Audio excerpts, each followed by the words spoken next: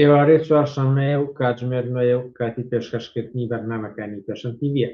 بینەرانی عزیز، من بنار مستەفام و خۆشحاڵم بۆ چوارشەممەیە کردێمە وڵاتان بۆ پێشکەشکردنی پەخشی ڕاستەوخۆی بەرنامەکانی پێشەن تیڤ. بەرنامەکانی ئەمڕۆمان 27 ئایاری 2026 لادیتەوە پێک هاتووە. سەرەتا سەبارەت بە پێکهێنانی حکوومەتی نوێی عێراق سەباسێکمان دەبێت و هەروەها لەسەر مەسەلەی گرفتانەی کە لە کۆمەڵگەی عێراقدا هەیە ئەم حکوومەتە چنێک دەتوانێت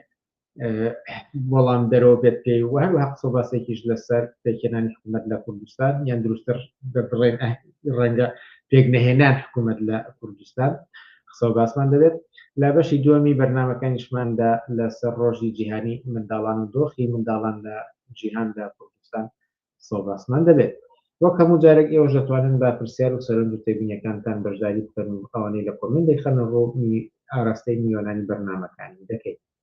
لەگەڵمان بن بۆ بەرنامە سنجڕاکێشەکانی ئەم شەو.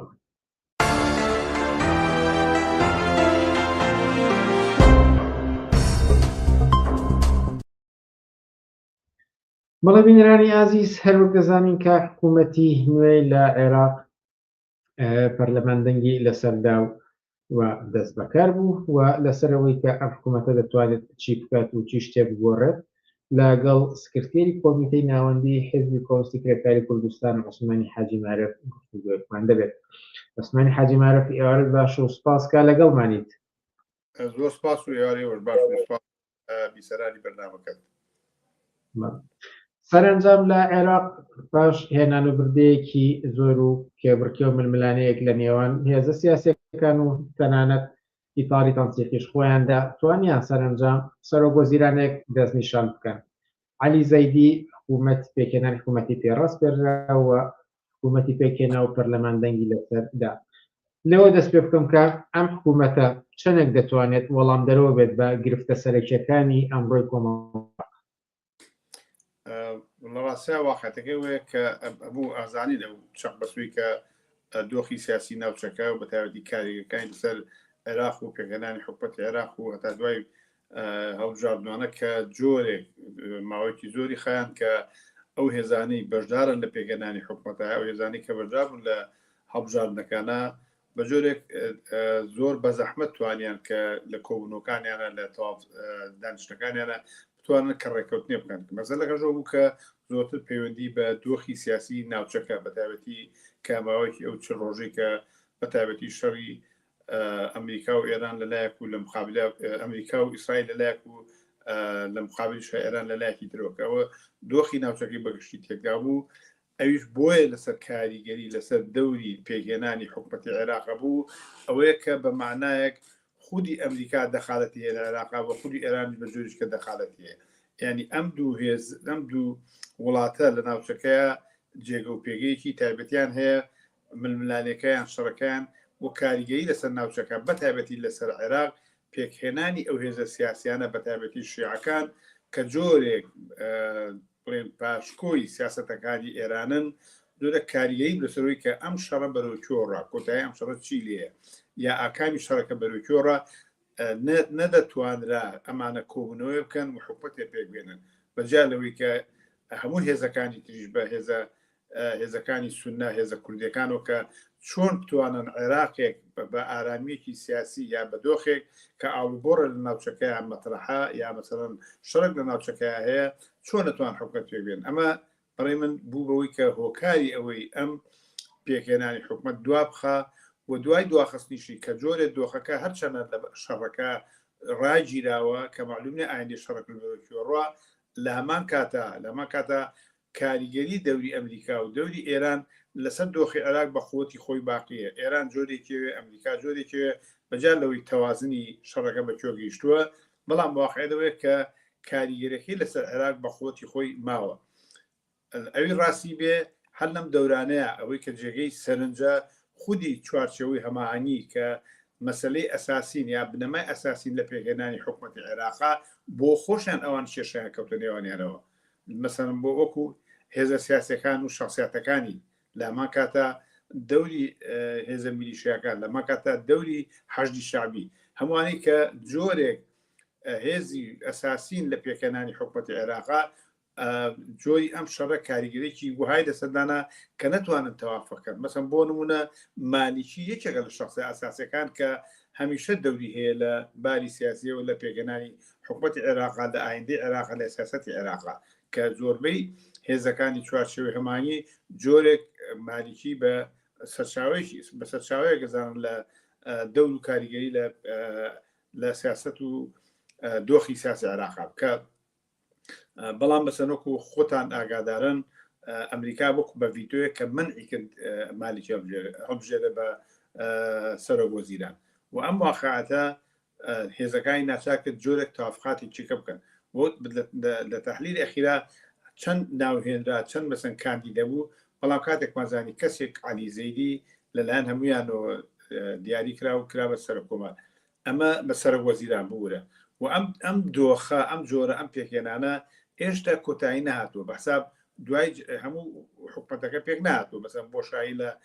بەشە لە وەزارەتەکانە کە ئەساسیشن بە قووەتی خۆی ماوە یا بەسەر بەمانە نەیتوانێت حکومەتەکە پێک بێنێ جۆری ئەم پێکهێنانەوە دەوری عەلی زەیدی بە دۆخێکی سیاسی لە ناوچەکە هەیە ئاڵۆزیەک و چەشمەکێش و ململانەیەک لە ناو هێزە سیاسەکانی خودی چوارچێوەی هەمانی هەیە خود لەگەڵ کوردەکانە هەیە لەگەڵ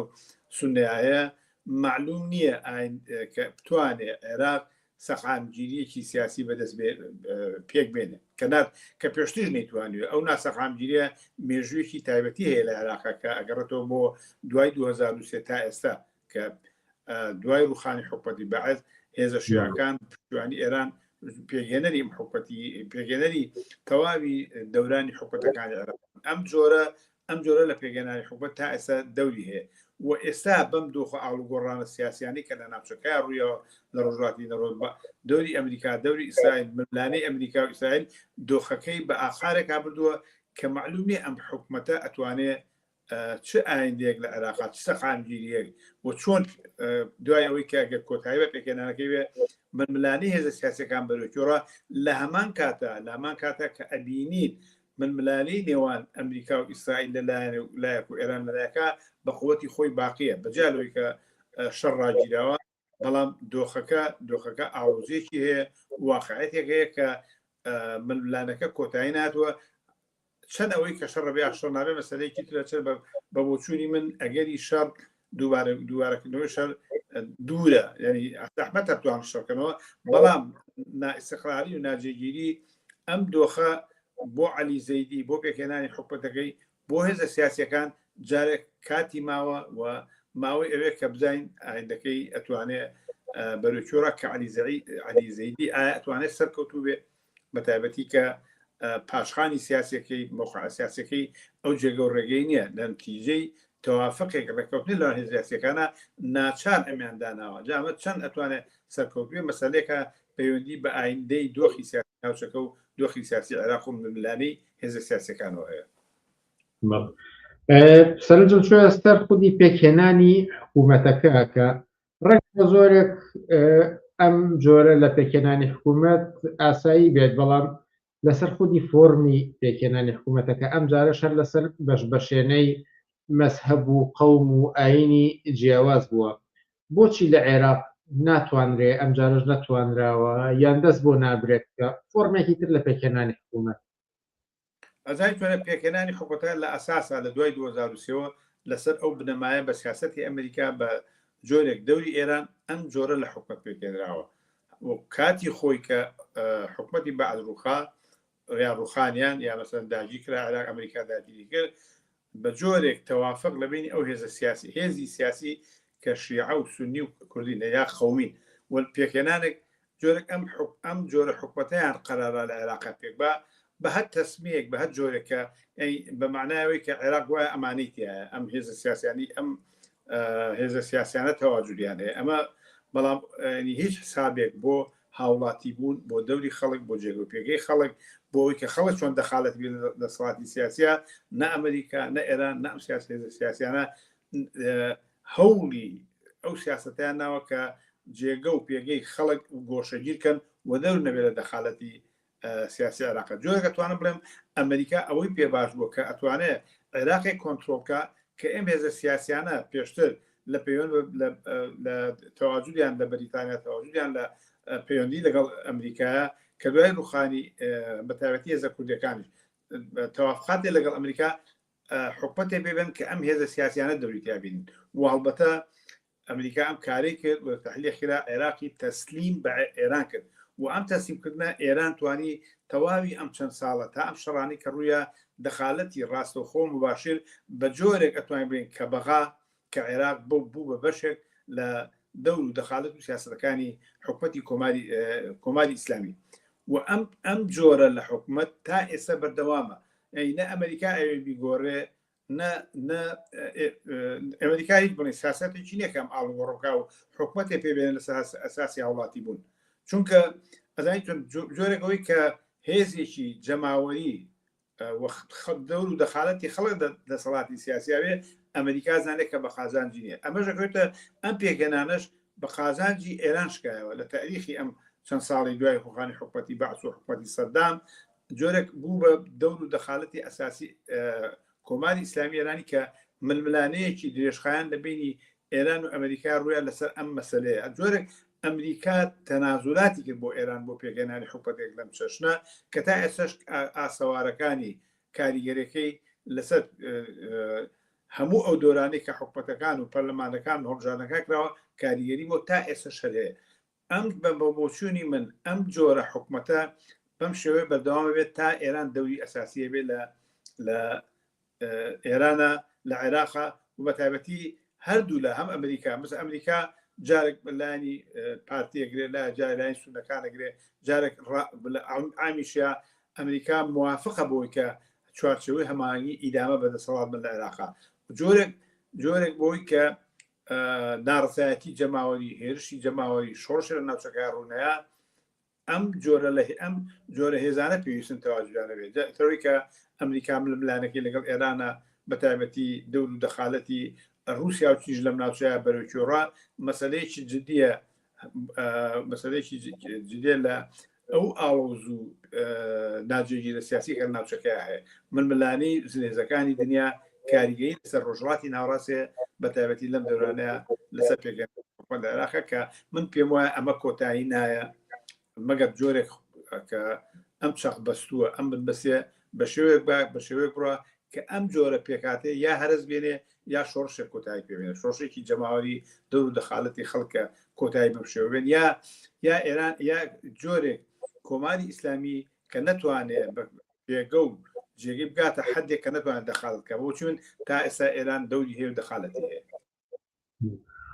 واتە ڕێکەوت نییە ئەمە بەڵکو ئاگاهانەیە ئیدامەدانی ئەم جۆرە لە دەسەڵاتەوە بەڵام ئەگەر بگەڕێنەوە سەر ئەم حکوومەتە نوێی کە پێک هاتووە لە کارنامەکەی کە بانگەشەی بۆ کرا و سەرۆگۆزیران قسەی لێکرا باز لە حکوومەتێکی بەهێز دەکرێت لە سەروەری یاسا لە ئاسایشی نیشتیمانی ئەوەی کە بۆ من زۆر مهم و سەرنجڕاکێشە ئەڵێ سنووردارکردنی چەک لە دەستی دەوڵەتدا و وەک باسم کرد سەروەری یاسا و هەتاوەکو دوایی ئەمانە هەڵبەت شتی باشە لانی کەم سنووردارکردنی چەک باش دێتە بەرچاو بەڵام چەندێک لە دنیای واقعی کۆمەڵگەی عێراقدا بە بۆچنیەوە ئەم حکوومەتە دەتوانێت بەڕاستی ئەم کارانە ئەنجام بدات یەکێ لەو کێشە گەورانەی کە لە واقعەتی ئێستای پێگەێنانی حکوومەتی عێراقی هەیە ئەم مەسەلەیە کە تۆ باسیەکەی ئەزای چۆنەیەنی ئەوەی کە هێزێکی نیشتیمانی بە معنای خۆیان بە معنای کلمەکەی خۆیان لەشکرێک لەم بابەتە دروستکەن بۆ پێکێت پێ بەسەر جۆرە لەباری شکلەوە هەیە بەڵام لە هەمان کاتا چەند هێزی دژە تیرۆر هەیە هێزی سەربازی هەیە ئەنوا پێکانە هەیە لە ئەوکو دەوڵەت عێراقا بەڵام لە مقابلی ئەوەیە لە مقابلە تەواوی ئەو هێزە سیاسیانەی هەتا بە هێزە کوردیەکانەوە بە سونیەکانەوە و بە تایبەتی چوارچێوەی هێزی تایبەتی میلیشیایی خۆیان هەیە و هەمووشیان کە مخالفەتی سیاسەتی دەوڵەت مخالفەتی قوانینی سیاسی و عسکەری و هەموو شتێکی دەوڵەت ئەوان جێگۆپێکی خۆیانێ لە هەمان کادا حەشدی شعبیش هێزێکە کە دەور و دەخالەتی خۆیە کە بەبێ ئەوەی بگەڕێتەوە بۆ هیچ دەستور و قانونێک کاریگەری خۆی دەوری خۆی هەیە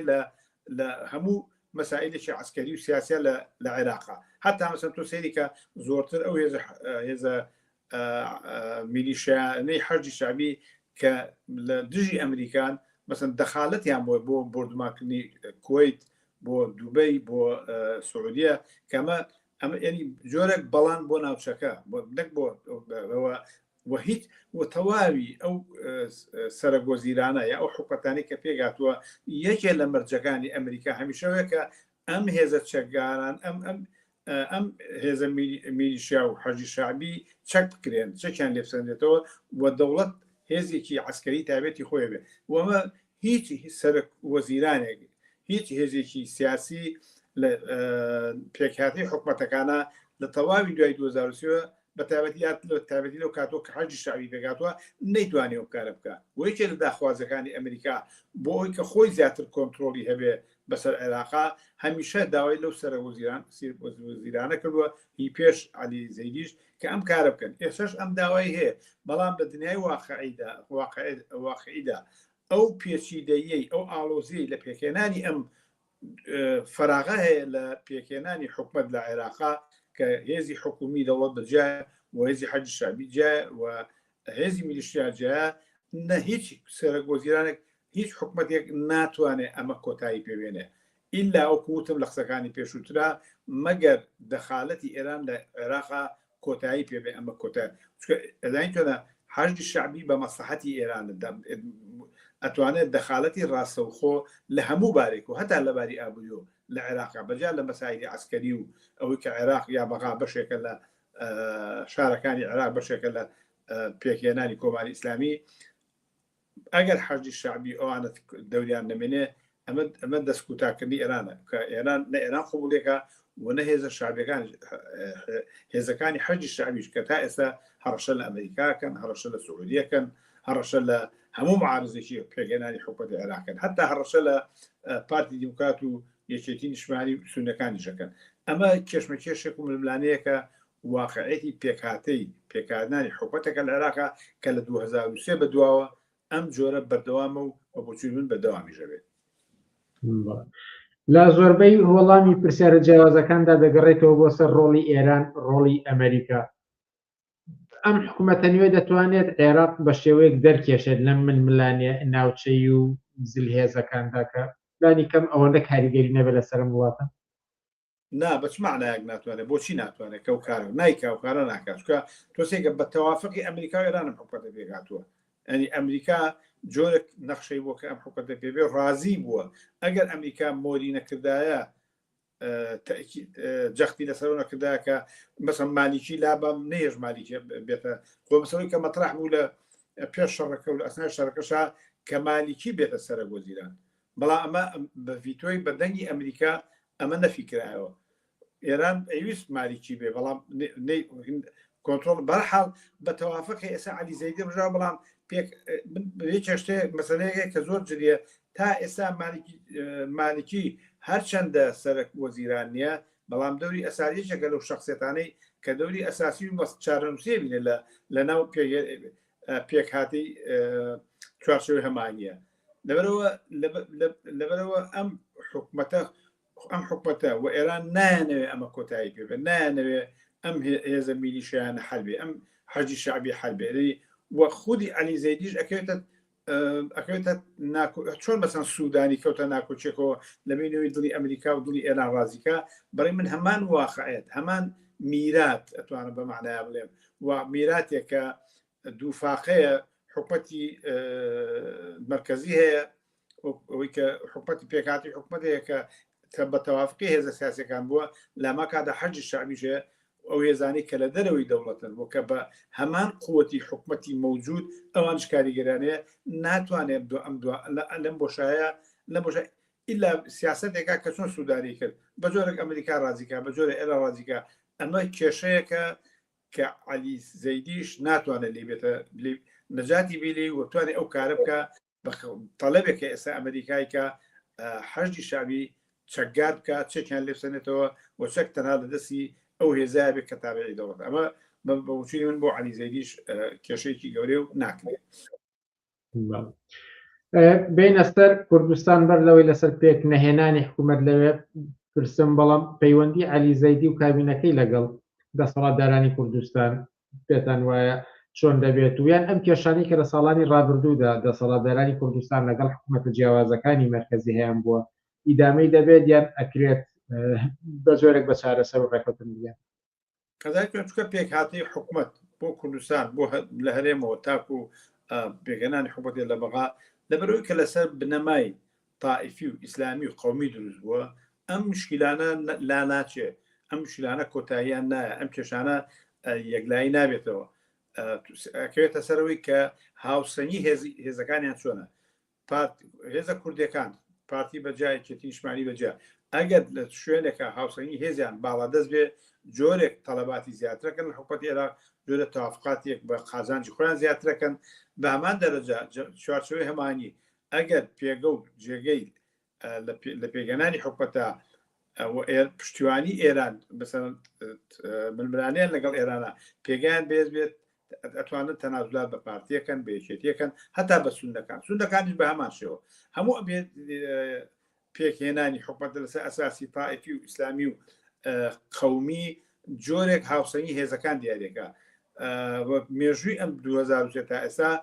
جارێک پارتی لە مۆقعەتێکی هێزەوە جارێک لە مۆقعەتی دابەزینی ئاسیا هاوسەنگەکەی مەسەڵەن بۆ نمونە لە ڕفراندۆمە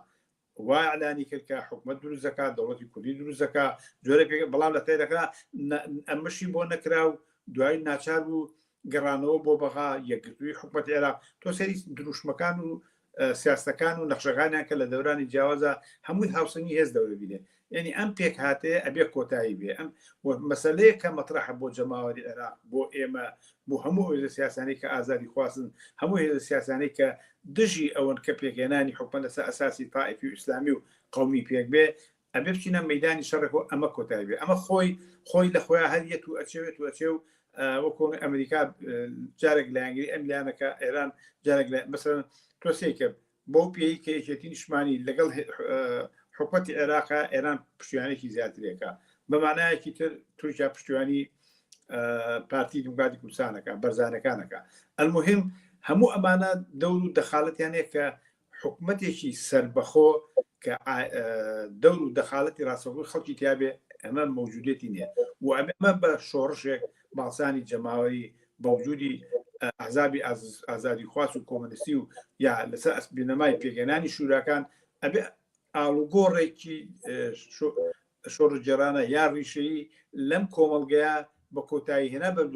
دەسەڵاتە ئەمانە کۆتاییە ئەینا ممکن نییە لەم ململە نازام ئێران ڕۆژی کە دارمێ دۆخەکە دارمێ عێراق باسی ئێستاکەین کە بەم جۆرێ کۆماری ئیسلامی داڕۆخێت تەغییراتێککە ڕۆیە مەسائلێکی ترن بەڵام لە هەموو ئەمانە معلوم نییە ئەمریکا مەسەڵەن لە تۆ سەیریکە ئەم ناجێگیری سیاسی و ئەم ڕێکەوتنی ئەمریکا و ئێران معلوم نێ بەرەوەیەوە هەر ڕۆژە قسەیەکەم ترام شتێکەڵێ ئاخایی شتێکەڵێ مەسەڵەن گەڵێ هەر کەسێ لە شوێنێکی خۆی ئیسرائیل شتێکی کاڵێ هەرمووی هێنان و بدە و جۆرێک دۆخێکە کە معلوم نیە ئای لە چوار ساغ یەکلایە بێتەوە کە یەکلای بنەوەکەی دیار نییە ئەمە تەنها هێزێکی جەماوەری کە فرسەت بێنێ بە شتێکە نەبێتە قوربانیەکی زۆر و وەکو چۆن مەسەن بۆ لە خەڵک لە ئێران لە ئەستایەوەی کە شەڕی ئەمریکا و ئێرانە تەزاوراتێکی گەورەوە بەڵام کۆماری ئیسلامی کەوتە گیانی ئەو خەڵکە بە چەند بە 30,000 کەس بە زەنداکرێکە کوژرابن ئەلموهیم نەچمە سەرم باسا عمومەن دۆخی کوردستان دۆخی عێراق پەیوەندی بەم کۆتایی هێنان بەم جۆرە لە پێک هاتی حکوومەتێکەیە کە ئێستا پێڵین حکوومەتی تائیفی و ئیسلامی قومی ئەبێ ئەمە کۆتایی پێ بێ سیاسەتی هەموو ئەو هێزە ئۆپۆزیسیۆنە بێ کە لە دەرەوەی دەسەڵاتن بۆچوی من لە کوردستانە ئیسلامیەکان یا لە سونەکان لە بەغا هەموو هێزە میلیشیانەکان جۆرێک متتەفقن کە ئەم جۆرە لە حکم بەردەوام بێ بەرژەوندی ئابووری و سیاسی و باڵادەستی خۆیان هەیە مەسلحەتی هێزەکانیانێک هێزەکان هێزێکی میلیشیای تائیفی بەم شێوەیە خۆی پارێزێ هێزێکی میلیشیای کوردایەتی بەم شێوەیە خۆی پارێزێ هێزێکی میلیشیای سونی بەم شێوەیە خۆی ئەبێ ئەم جۆرە لە حکم کۆتایی پێوێ ئەو ساتوانین بڵین حکومەت لەسەر ئەساسی هەوڵاتی بوون و دەور و دەخالەتی خەڵک لە ئایندەی حکومەت عێراق ئەتوانێت ئەساس بنەمای پێگەنانی حکومەت بێت ئەمەش ئەکرێت بە هێزێکی جەماوەری وەکوتم بە پێگەنانی شوراکان بە دەوری ئازادی خوازان چەپەکان کۆمیسەکان هەمووی کە جۆرێک شەپۆلێک لە ناڕزایەتی کە بتوانێت کۆتایی بەمەبێ وەکو خۆی چاوەڕوان بین ئەمە خۆیان ڕێبکەون ئەوانە هەر ڕێککەوتنی ئەم سیاسیانەیە کە ئەمڕۆ حاکمتن لە عێراق وە گەورەترین کارەسات و تراژیدیا و مەساتیان لەناو عێراق ساڵی 2011 بۆ 12 لە بلجیکا پێکهێنانی حکوومەت لە کاتی هەڵبژاردنەوە پێکهێنانەکەی 541 ڕۆژی پێچوو، بەڵام لە ئەمە ڕیکۆردی جیهانی بوو، بەڵامە لە کوردستان ئەم ڕیکۆردە شکایەوە 585 ڕۆژە لە دوای هەڵبژاردنەوە حکوومەت پێک نەهاتووە. نازانم ئەکرێ پیرۆزبایی لە بەشداربووانی هەڵبژاردن و دەسەڵاتداران بکەین کە ئەم ڕیکۆردیان شکانەوە، بەڵام بۆچی لە کوردستان حکوومەت پێک نەهاتووە؟ خۆ لە عێراقیش مەرکەزێکی گەورەی ململانی نێوان هێزەکانی ناوچەی و جیهان بوو، بەڵام سەرنجام پاش پێنجمانگی حکوومەتیان بە هەر شێوەیە گەر بە هەر ململانێک پێکهێنا. لە کوردستان بۆچی ئەم حکوومەتی کە پێشترش لە بەرنامەکانی ئێمە باسکراوە کە دەسەڵاتی لە دەسەڵاتی یەکێتی پارتی کەمترە هەر پێک نەهاتووە؟ ئەزایتون ئەوە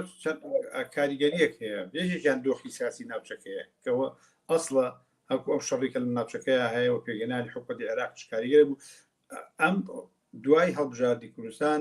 یەکێتی و پارتی کە دوو هێزی ئەسڵین لە کوردستانە زۆنی زەرد و زۆنی سەوز چاوەڕێیانە کرد کە دۆخی سیاسی ناوچەکە بەرەوکۆڕە. هەڵبەتە زانین چۆن مەسەن بۆچی یەکێتی و پارتی ڕێناکەوتن هەر لەسەرەوەی کە ئەو توازن ئەو هاوسەنگی هێزی کە هیانە پارتی هەمیشە لە هاوسەنگی هێزەکەیە باڵادەستە لە یەکێتی نیشتمانی لەگەڵ جەماعەتی جەلال تاڵیبانیە و ئەم وەکو بەشی زیاتر لە پێگەنانی حکومەتە لە بەتابەتی پۆستە ڕئیسەکان هەمیشە پارتیڵە کە بۆ خۆی بۆ ئەویش بووە و لەم بارەیەوە هەمیشە لە پێگەنانی حکومەتی هەرێما سەرکەوتووە و هەمیشەش یەکێتی نیشتمانی ململانی کردو لەوەی کە ئەمیش لەو پۆستانەیە دەوری هەبێ یا مەسەڵەن بەشی ئەسڵی هەبێت، بەڵام ئەم ململانەیە هەمیشە بە سەرکەوتنی پارتی و بە پاشەکشە بە یەکێتی تەواو بووە. ئەمە واقعەتێکە لەما کاتە دۆخی سیاسی ناوچەکەش هەمیشە کە یەکێتی و پارتیڵم چاوەڕوانەیە لە حکومەتی عێراق پێگەی یا پێک نایە یا مەسەڵەن شەڕی ئێران و ئەمریکا بەرەوکۆڕە ئەچێتە چه ئاسێکەوە بۆ یەکێتی لەم کەینوبینای یەکێتی بۆشایەک بدۆزێتەوە کە پارتی زەربەیەخوا بە هەمان دەرەجە پارتیش لە کەینوبینەیە لەم لەلانەی کە چەندین ساڵە لە شاخەوە تا ئاسێوێ شەڕان لەگەڵێکترایە هەمیشەوە کە چۆن هاوسەنگی هێزەکانیان گۆڕن و پارتی بەسەر یەکێتی بەسەر پارتیە. ئەم واقعەتە لە کوردستانە ئەم دوو هێزە سیاسیە بە پێی هاوسەنگی هێزیان مامەڵیان لەگەڵێکتریا کردووە لە شوێنێکایەتی کە ناچارە بێت یەکێتی ناچار تەسلیمە بێ جێگیری سەرۆکوەزیران وەرەگرێت جێگیری سەرۆکی هەرێم وەرەگرێ هەندە لە وەزارەت کە ئەو شتانێکی بڵێن دەوری ئەساسیان نییە لە پێگەنانی حکومەتێنانە وەکو بەشداریەک لە حکومەتە کە یەکێتیش بۆ خۆی هێزەکە ناچار ئەمە وەرگێ. ینی پێم وایە بەر لە سەرەتای نەوەتویەکانە جۆرێک هاوسەنگەکەم تەسایی بوو ئەوژە بوو کە بۆ دوو ئیدارەی بە دوو ئیدارەی هەتا حکومەتیان پێک نهێنا، بەڵام کە هاوسەنگەکە گۆڕا هەمیشە پارتی باڵادەستر بۆ لە دوای شەڕی ناوخۆ. بەرحاڵ ئەم مودەیەش هەم یەکێتی هەم پارتی چاوەڕیان کوردستان حکومەتی عێراق بەرەوکۆڕە و شەڕی ئەمریکا و ئێران بەرەوکۆڕە. بەڕێ من جۆرێک ڕاستە حکومەتەکە پێک هاتووە، بەڵام لە خودی ئەم حکومەتەیە ئەزانین چۆنە هەردوویان پاشخۆل لە یەکترێکن لەلایەک کۆپارتی پاشخۆل لە یەکێتی بێ یەکێتی پاشخۆل لە پێک مەسەن لە چۆنتی دامەزرانی سەر کۆمارە ئەوەی کە یەکێتی جۆرە پارتی ناڕازی بوو و یەکێتی پاشخۆلێکی کرد کە ئەو پۆستە کە سەرۆک کۆماری خۆیەتی پاسی لێ سنێتەوە، بەڵام یەکێتی تەسویتی کرد. بەرحاڵ بەس بێت کە لە وەزارەتەکانە لە مەسایلەکانیکە ئێستش مەسەلەن بەشێ لە وەزارەتەکان ماون کە چێشمکێشەکە لە بینی پارتی و یەکێتی و حکومەتی مەرکەزیە. ئەم واقعەت کێسا ئەمە ماوە و ئایندێ بەرەوکۆڕە ئەزای جوێنەی چاوەڕوانەکە ئێستا ئەم ململانی یەکێتی پارتی یەکەمی چەکلوانە کە چاڕۆکە ئایندی حکومەتی عێراق لە کوایەک لایە بێت و کە معلومیە چ سەقامگیرێک وەرەگرێ ئەمە سەرکەوتووە بێ عەلی زەیدی ئەم حکومەتە دەتوانێت ئیدامەی بێ ئەمانە ماون ڕاستە تووکو خۆ دڵێ لەباری شکلی پێگاتوە لامان کاتە دۆخی ئەمریکا و ئێرانیش ئەوە ئەزانین کە لە چ ئاڵۆزیەکە لە چ هێنان و بردنێکە لەوەی کە هیچ تاسە مەسەر ئەوەی کە بە معنایەک شەڕ نییە بەڵام نەشەڕە نەئاشتیە ئەنی دۆخەکە یەکلای نەبتۆت شەڕ بێتەوە نابێتەوە هەرچەنە جای من پێشبینی بکەم بڵێم ئەگەری شەڕ دوورە بەڵام دۆخەکەی ڕاگرتووە ینی سەخانگیرێک لە ناوچەکە دروست ناکە یەکلای بوونەوەی دۆخی ناوچەکە نییە پارتی و یەکێتی تاسن لەم کەین و بینەیە لەم کەینونە لەسەر پێگەێنانی حکومت تیاماون ئەنی جۆرێک هۆکا یەکێتی هۆی هەیە کە بیان و گرێ بەشدارینەکە یەکێتی پارتیش بەمەجارە هۆکار هەیە کە لەو ناجێگیری سیاسی لەو جێژاوەیە کە ئەو پۆستانەی کە یەکێتی داوایەکە پێدەدا بەڵام لە هەمان کاتیشە حکومت ئەگەر یەکێتی و پارتی نیکەن پێک نایێنێ پێک نایێت ناتوان پێگەوەی کە هەوڵێن ڕێکیاخند مفازیان لەگەڵاکەن جەچیان بۆ دەکەن ڕێکیاخن بەڵام تا دۆخەکە یەکلایی نەبێتەوە ئەم دوانە ئەنی چەل و لا چاوەڕێکم زان دۆکە بەرەچۆڕە ئیتر لە شوێنێکە کە معلوم نییە بەرەچۆڕە ئەگەر یەکلایی بێتەوە من پێم وایە یەکێتی ناچارە بێت وەکو دەورانەکانی دەورانی پێشوو بە پێی هاوسەنگی هێزەکەی ناچار تەسی بە پارتی بێ و ئەو جۆری پۆستانی کە ئەساسەکانی بۆ پارتی بێ بەقەکەشی لە زۆری سەوزە یەکێتی کە هەر پۆستێکی بێت زۆنی سەوز دەستی خۆیەتی پارتی حەتی هێزینەکانی شێوێ پۆستە ئەساسەکانی بێ بەڵام هیچ دەورێک ناتوانێت سەوزان بیرێ ئەنی کوردستان بە معنایەک دابەش بۆ لە بینی ئەم دوو هێزەیە حکومەتەکە هەبێیان دەبێ بۆ نەبۆ خۆیان نەبۆ خەڵک هیچ قیمەتێکی نییە ئەنی ئەنی حکومەت هەیە نیە دۆخی دەوری یەکێتی لە ناوچەی زۆری سەوزا بۆ خۆی ماشیە و پارتی لە زۆری زەردا دۆخی دەور و کاریگەریەکەی لە باری ئابووری سیاسی ماشیە ئەنی هینەکەشی قورسایەکەشی کەوتۆتە سەر ژیانی خەڵک ئایندەی خەڵک گەژایە بۆ خەڵک ناجێگیری سیاسی بۆ خەڵک حتا جۆرێک بێئومێدکردنی خەڵک لە دۆخێکە چ لە کوردستانە چ لە عێراقە کە بەرەچۆڕە ئایندەیەکی نامعلومە ئەگەر زۆر بە کورتی وەڵامی پرسیاری بینەر بنەوە کە لە قسەکانتانە باستان لە یەکێک لە ئەگەرەکانی گۆڕانکاری لە لایەن هێزی بەرەی ئازادی خوازانەوە هەیە کاڵێ ئەم هێزی بەرەی ئازادی خوازانە چنێک ئامادەیە بۆ دەستبردن بۆ گۆڕانکاری زۆر بە کورتی بەڕێ من هەموو وەختێکە توانێت ئامادە بێ ئەکاتەوەی کە چۆن توانین ئێمە بەرنامە ڕێزیەک سیاسەتێک و نەخشە عەمەلێک و دروشم و گوتاری خۆمان بین لەم بارەیەوە وەکاری بۆ بکەوێتە ئامادەی بەسۆنێکە مادام ئەزانین چۆنە هێزی دژی دەسەڵات هەیە ئێمە لە سەریکە لە ئەوەتی دەسەڵاتی یەکێتی پارتیە بەجیا لەوەی دەورانێک وەکو هێزێکی ناسیۆنالیستی کوردایەتی باڵە دەستیان بەسەر کوردستانە پیا کرد و سەرنجی خەڵان ڕاکێشەوە بەڵام هەردوای ئەوەی کە بۆ شەڕی ناوخۆ جەوەکە گۆڕا هەتا کە شەڕی ناوخۆش نەما تەواوی ریزی ناڕەزایەتی هەمیشە بەفراوان بوو مەسەن 2011 لە مامۆسایان کارمەندان هەمیشە ناڕەزایەتیان بووە بەڕێی من ئامادەکەی بمەناوێت کە خەڵک بەند و دەسەڵاتە ڕازی نییە بەڵام میکانیزمی ئەوەی کە چۆن ئەمە پێشخین چۆن مێنە پێشەوە ئەکەوێتە سەر ئەو ئازادی خوازانە و ئەو هێزە سیاسیانی کە ئۆپۆزیسیۆنن و ئەیانوێ کۆتایی ئەم دەسەڵاتە بێ کارمان ئەبێ جۆرەتی هاوبەشیمان کارکردمان نەخشە عەمەلمان پەرە پێ بدەین ئەنی هەمیشە بە ئامادەی بچینە بەروی کە تۆ حکومەت ئەبێ کۆتایی پێبینی ئەبێ ئالتەرناتیڤ هەبێ کە خەڵک دەرگیری دۆخێکی لەم چەشنەی کە 30 ساڵ زیاتر ناوڵێنێ کۆتایی پێ پرسیار و سەرنجی تریش هاتەوە بەڵام بەداخۆ بەبووینەی کەمی کاتی بەرنامەکەمان و ناتوان ئێستا کاوتێکین بەڵام بە دڵنیاییەوە هەڵی دەگرین بۆ بەرنامەکانی ئایندە و بێوەڵام داهێڵینەوە عوسمانی حاجی مارف سکرتێری کۆمیتەی ناوەندی حیزبی کۆمونیستی کرێکاری کوردستان زۆر سپاس لە بەرنامەکانی ئەم شەوی پێشەنگ تیڤیدا ئامادە بن زۆر سپاس بێش و هیوادارم بەرنامەکانتان بەردەوام بێ سەرکەوتوو بن زۆر سپاس ئازیزان وچانێکی چەند چرکەی و پاشان سەبارەت بە ڕۆژی جیهانی مناڵان قسە و باسمان دەبێت و لاگەڵمان بمێنەوە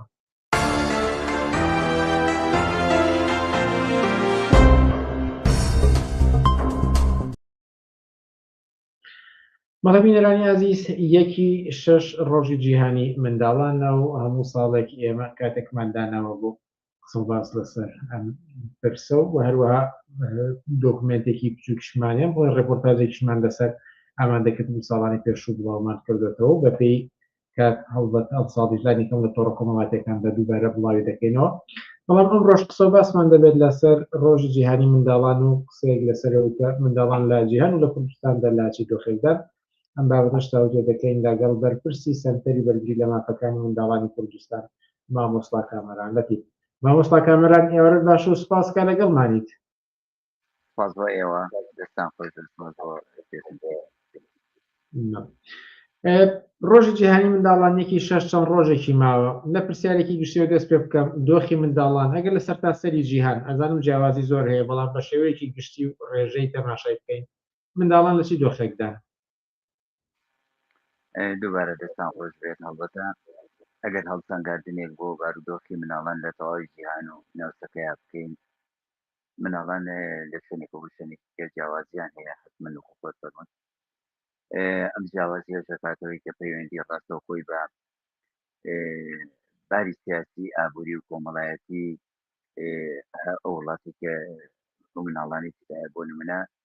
لە تەواوی ڕۆژهەڵاتی ناوەڕاست و ناوچەکە لە ماوەی ئەم چە ساڵی ئەخیرە بە کێشمەکێش و ململانەیەکی زۆری ناوچەی شەڕ و هەتاکو شەڕێکی ناوچەی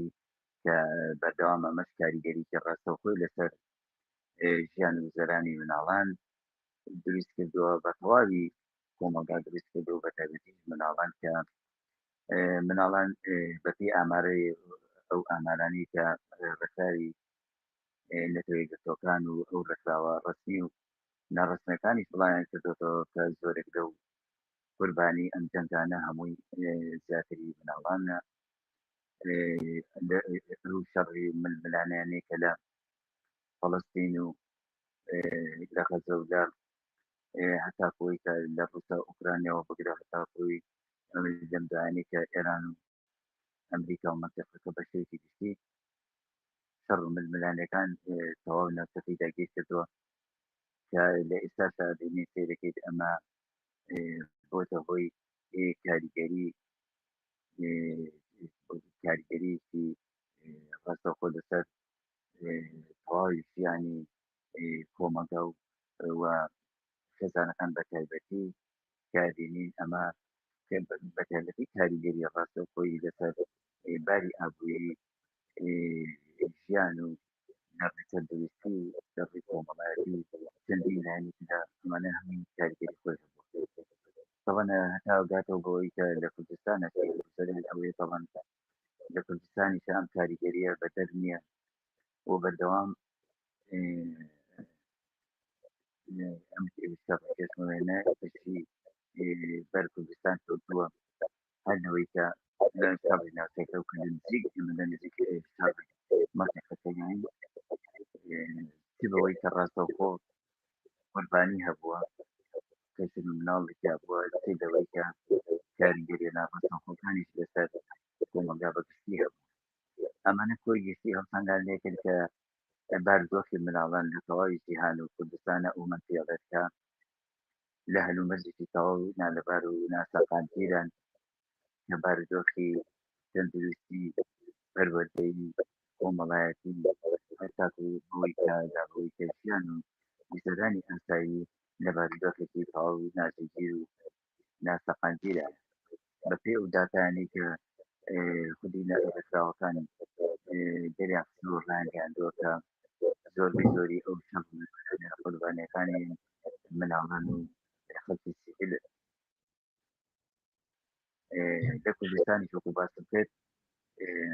قوربانی لەم بارەیەوە هەبوو و بەردەوامی شەکە لە ئێستایا بینین ئەم شەڕ و ململانیانەی کە لە ئێستایا کا بینین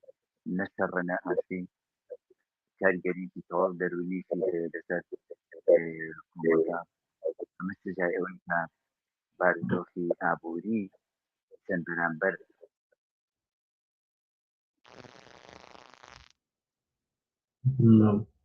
مامۆستا کامەران لەگەڵمان ناوێت مامۆستا کامەران لەگەڵمان نەماویت بە هیوای جارێکی تر ئەو کێشە تەکنیکیە کە ڕێمان بێتەگەرمان بە داخۆ مامۆستا کامران لە سەرخەت لەگەڵماندا نەماوە کێشەی تەکنیکی هاتە پێشەوە لە کوردستانەوە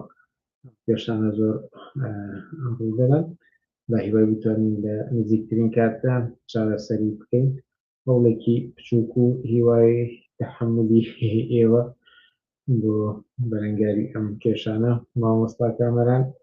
لە سەرخەت نەماوە بەڵام لەبەرەوەی کە ڕۆژی جیهانی منداڵانە و وەکگوتم پێشەم تیوی پێشتر ڕیپۆرتاژێکی لەسەر ڕۆژی جیهانی منداڵان ئامادەکردووە کەدارە چینە سەری چون مامۆستا کامەران هاتەوە سەرخەت مامۆستا کامەران لەسەر خەتیت بەڵێ بۆ نازم هەڵەیەکی کێشە نیە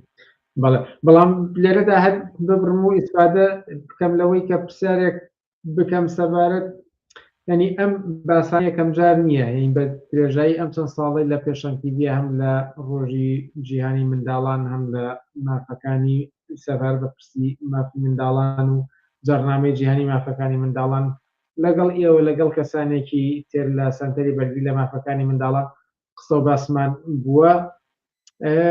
زۆر ئاڵوگۆڕێکی ئەوتۆ ڕووی نەیەوە لانی کەم بەرەو باشیەکی ئەوتۆ نەچووە کە جێی ئومێد بێ بۆچی وایە بۆچی گۆڕانکاریەکی ئەوتۆ ڕووی نادات لە پەیوەند بە دۆخی منداڵاندا کوردستان بە تایبەتی نەک هەر پەیوەند بە بارودۆخی مناڵان بەڵکو تەواوی ژیانی کۆمەڵگا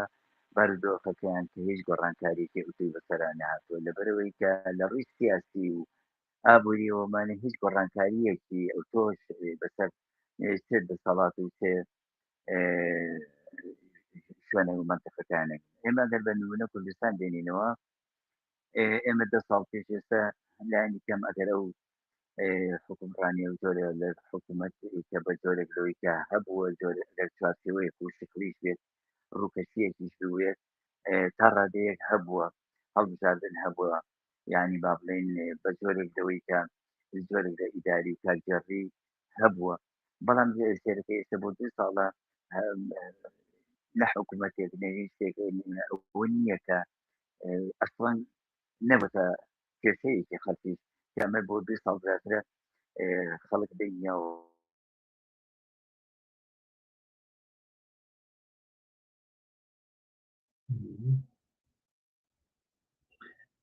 بەداخەوە پێچە جارێکی تر ئەو کێشە تەکنیکیە هاتبێتەوە سەر ڕێگەمان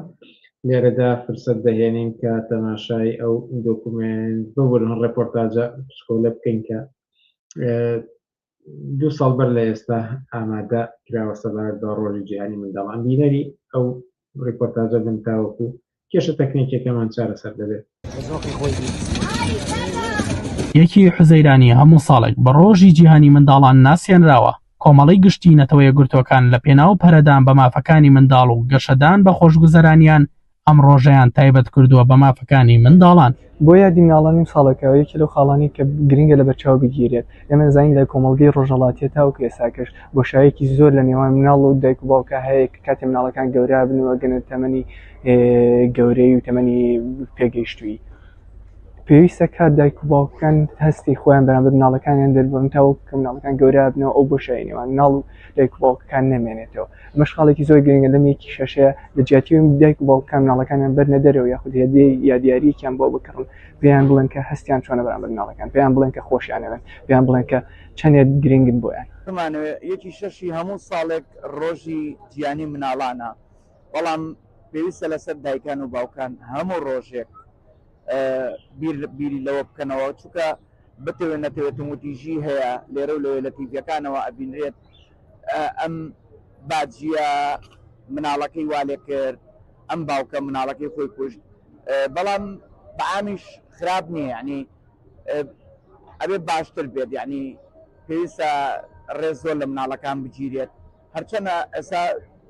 زۆر یاریگا و زۆر شوێن هەیە بۆ مناڵان بەڵام ئەبێ زیاتر خزمەتی مناڵان بکرێت بەرپرسی سەنتەری بەرگری لە مافەکانی منداڵ دەڵێت ڕۆژانە ستەمێکی زۆر بەرامبەر بە مافەکانی منداڵ دەکرێت و ئازادیەکانیان پێشێل دەکرێت لە پێشواسی یەکی شەش ڕۆژی جیهانی مناڵانە دیارە مناڵان پێویستە لەسەرجەم ئەو مافانەی کە گرنگە پێویستە مامەڵیان لەگەڵا بکرێت و بۆیان دابین بکرێت لە بواری پەروەردە لە بواری تەندروستی لەسەرجەم ئەو بارانی تر لە مافە یاسایەکانیان کە پێویستە هەیان بێت بەڵام بەداخەوە لە کوردستان بە شێوکی گشتی بینین هیچی ئەم مافانە نییە نەک هەر نییە مامەڵێکی زۆر تەندروست دەکرێن لە ڕووی تونندوتیژی و سوکایەتیکردن و کارکردن بە مناڵان لە ڕووی پەروەردە و پێشکەوتنی سەردەم هیچی لەم بارانەیە بەهرەمەند نین بەداخەوەمانە کە بینین هەمووی ڕاستەخۆ پەیوەندی بە دەسەڵاتەوەیە کە مناڵان نەک هەر مامەڵێکی نائینسانی لەگەڵاکردون بگرە فەرامۆشی کردوون لەسەرجەم ئەو بارانەیە و هەموو ئەو توانایی مناڵانەی کە هەیەە لە ئێستا هەمووی فەرامۆشکرەوە و توانە و زانە ئیسفادە لێ ناکەن.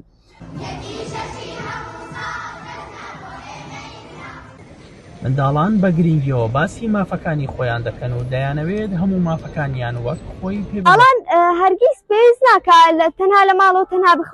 بخوێنن ڕاستە خوێندن باشە بەڵام هەرگیز پێویست ناکە تۆ هەر بخوێنی منداڵان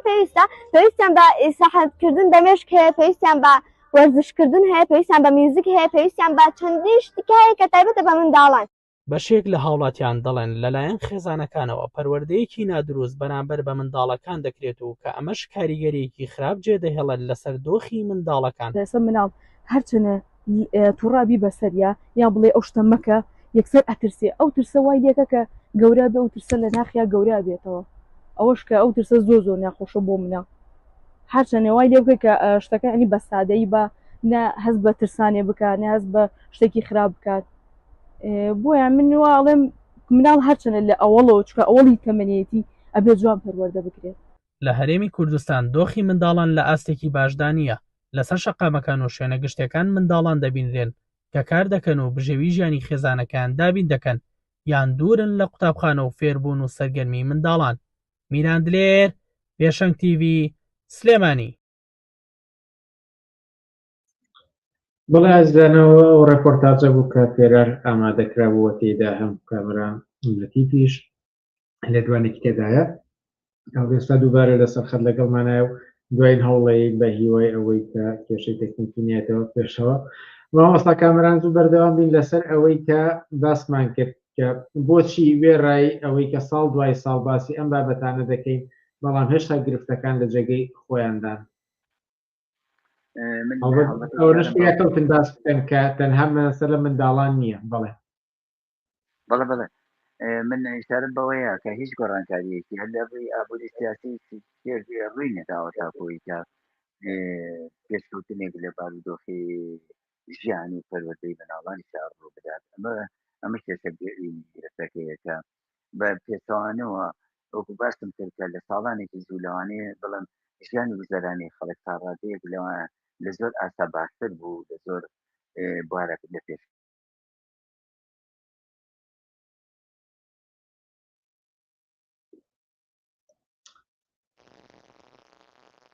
بەداخەوە بینەرانی ئازیز پێ ناچێت ئەمڕۆ سەرکەوتوو بین لەم چاوکەوتنەماندا لەگەڵ مامۆستا کامەران لەتیف بەهۆی کێشەی تەکنیکیەوە کە لێدە پێشەوە هەوڵە دەین لە ئایندەیەکی نزیکدا بە شێوەیەکی ترجارە نازانین چۆن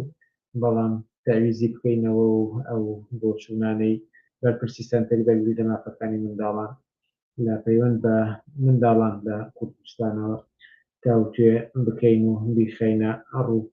بەداخەوە کێشە تەکنیکیەکان ئەمڕۆ دەسەڵاتمان بەسەریدا نییە بێ ویستی ئێمە میوانی بەرنامەکەمان بوون و ڕێگربوون لەوەی کە بتوانین چاوپەکەوتنەکەمان بە سەرکەوتن بگەێنین بە هیوای ئەوەی کە لە هەفتەکانی ئایندەدا بەختمان باشتر بێت و دووربین لەم جۆرە کێشانەوە یان ئەگەر چی وتم دوایین هەوڵە بەڵام با یەک هەوڵی تریش بدەینەوە ئەگەر بێت و توانین چەند لێدوانێکی کورتیش بێت لە مامۆستا کامران وەرگین ئەگەر چی وتم دوایین هەوڵە بەڵام با ئاخر هەوڵ بدەین. پێم خۆشە بەردەوام لەسەر قسەکانتان و هەروەها وەڵامی شتێکیش بدەنەوە کە دەستگا ڕاگەاندنەکانی نزیک لە دەسەڵات زۆر جار بەرپرسیارەتەکە دەگەڕێنەوە بۆ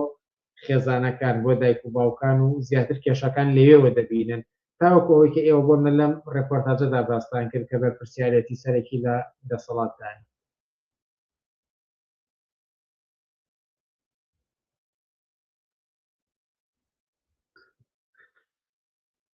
بەڵێ بینەرانی ئازیز سەرکەوتو نابین لە ئیدامەدان و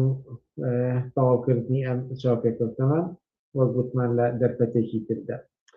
بەداخەوە ناچین لێرەدا کۆتایی بە بەرنامەکانی ئەم هەفتەیە بهێنین تا هەفتەی ئایندە کاتێک خۆش بۆ هەموو لایەک و شادی سەرکەوتن